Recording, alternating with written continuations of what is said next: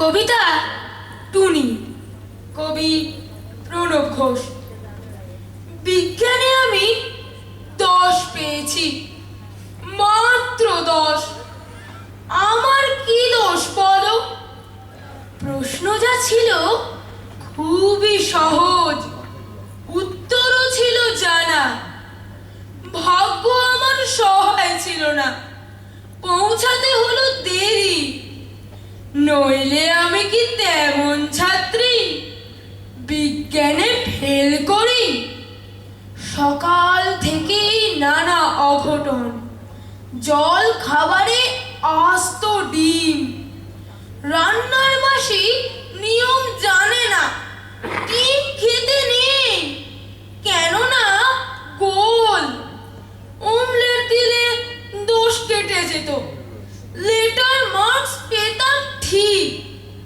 ভাগ্য আমার সহায় ছিল না, যেতে দেরি হলো অত্যধিক। ঘর ছেড়ে যেই বেরোতে যাব, দাদু হেঁচে দিল হ্যাঁচো। ঠাকুর মাতাই রেগে মেগে কাঁই। মাকে বললেন, মা হাঁচি পড়লো, বেরোয় না যেন। টিক টিক টিক তক্ষুনি মা বললেন, ঠিক আছে ঠিক আছে, একটু বসে যাবে টুনি। অগত্যাদায় বসতে হলো। হাঁচির বিপদ যেই না কাটলো, চৌকাঠে পা। আবার পড়লো বাধা টুনি, ঘরে বসে যা। কপালে দিয়েছি দইয়ের ফোঁটা, হাতে বিপদ তারিণী, কোমরে ঝুলছে ঢাউস মাদুলি, বিপদ এড়াতে পারিনি।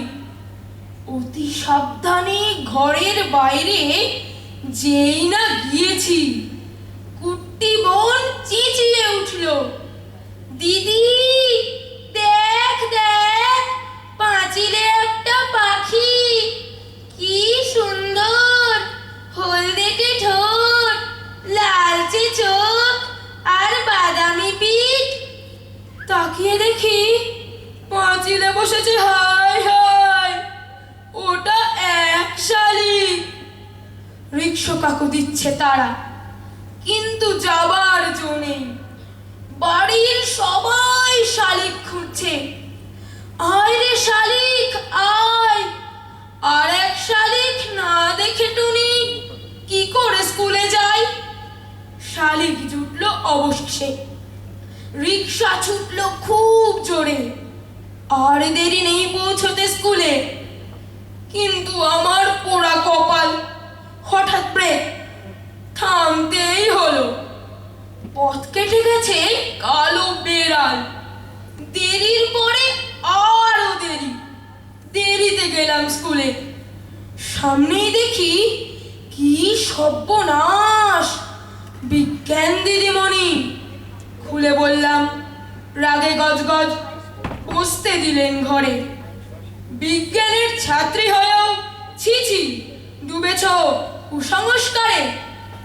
মুক্ত মনা দিদিমণি অনেক বকা ঝকার পর প্রশ্নপত্র এগিয়ে দিলেন, খাতা দিলেন। হঠাৎ চেয়ে দেখি পলা নীলা শঙ্খে ভরা দিদিমণির হাতের আঙুলগুলো। বিজ্ঞানে আমি 10 পেয়েছি, মাত্র 10।